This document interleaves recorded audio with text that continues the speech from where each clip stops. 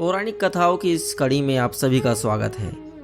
आज हम सुनने वाले हैं राजा परीक्षित की जन्म की कथा। तो आइए शुरू करते हैं। परीक्षित के जन्म की कथा महाभारत के युद्ध के समय की है। जब द्रौपदी को इस बात की जानकारी मिली कि अश्वत्थामा ने उसके 5 बेटों की हत्या कर दी है, तो उसने अनशन करने की ठान ली। द्रौपदी ने प्रण लिया कि वह अपना अनशन तभी तोड़ेगी जब तक कि अश्वत्थामा के सिर पर लगी मणि उसे नहीं मिल जाती। जब अर्जुन को इसकी जानकारी मिली तो वे अश्वत्थामा से युद्ध करने निकल गए। दोनों के बीच भयंकर युद्ध शुरू हो गया। अर्जुन को मौत के घाट उतारने के लिए अश्वत्थामा ने अपना ब्रह्मास्त्र निकाला। यह देख अर्जुन ने भी अपना बचाव करने के लिए ब्रह्मास्त्र का प्रयोग किया। तभी वहां नारद और ऋषि व्यास पहुंचे और उन्होंने ब्रह्मास्त्र का इस्तेमाल करने से मना किया। इसके बाद अर्जुन ने अपना ब्रह्मास्त्र वापस कर लिया, लेकिन अश्वत्थामा ने ऐसा नहीं किया। दरअसल अश्वत्थामा 5 पांडवों के कुल को नष्ट करना चाहता था, इसीलिए उसने अपने ब्रह्मास्त्र की दिशा बदलकर अभिमन्यु की पत्नी, जो कि गर्भवती थी, उसकी ओर कर दी। इस पर भगवान कृष्ण ने कहा, अभिमन्यु की पत्नी उत्तरा को परीक्षित नामक बेटे के जन्म का वरदान मिला है, इसीलिए वह जरूर जन्म लेगा।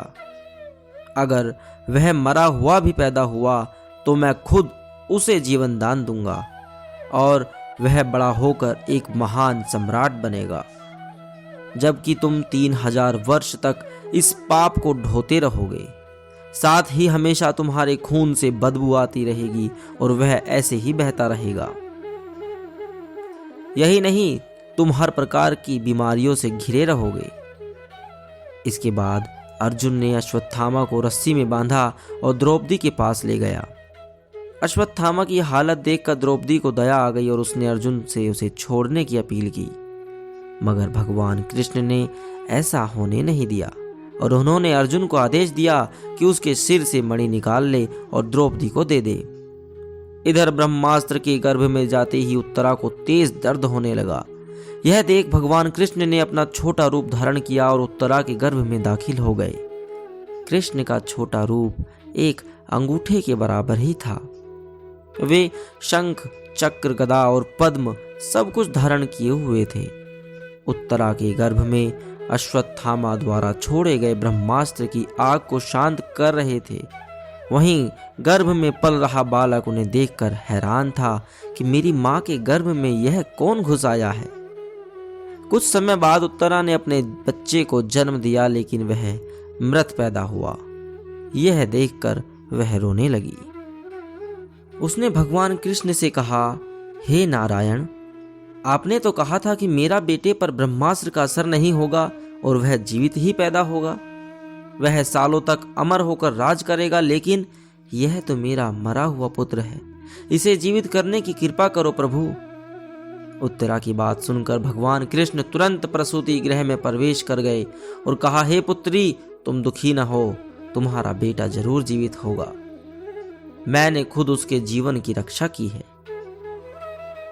इसके बाद कृष्ण भगवान ने मृत बालक पर अमृतमय नजरें डाली और कहा, अगर मैंने जीवन में कभी झूठ का साथ नहीं दिया है और हमेशा ब्रह्मचर्य के नियमों का पालन किया है, कभी किसी लड़ाई में अपनी पीठ नहीं दिखाई है और न ही कभी अधर्म का साथ दिया है, को अभी इसी समय अभिमन्यु का यह पुत्र जो मरा पड़ा है वह जीवित हो जाए। इतना कहने के बाद कृष्ण ने जब उस मृत बालक पर अपना हाथ डाला तो वह जीवित हो गया और रोने लगा। इसके बाद भगवान कृष्ण ने ब्रह्मास्त्र को वापस ब्रह्मलोक भेज दिया। यह चमत्कार देख सभी स्त्रियां आश्चर्यचकित हो गई। इसके बाद भगवान कृष्ण ने अभिमन्यु के पुत्र का नाम परीक्षित रखा।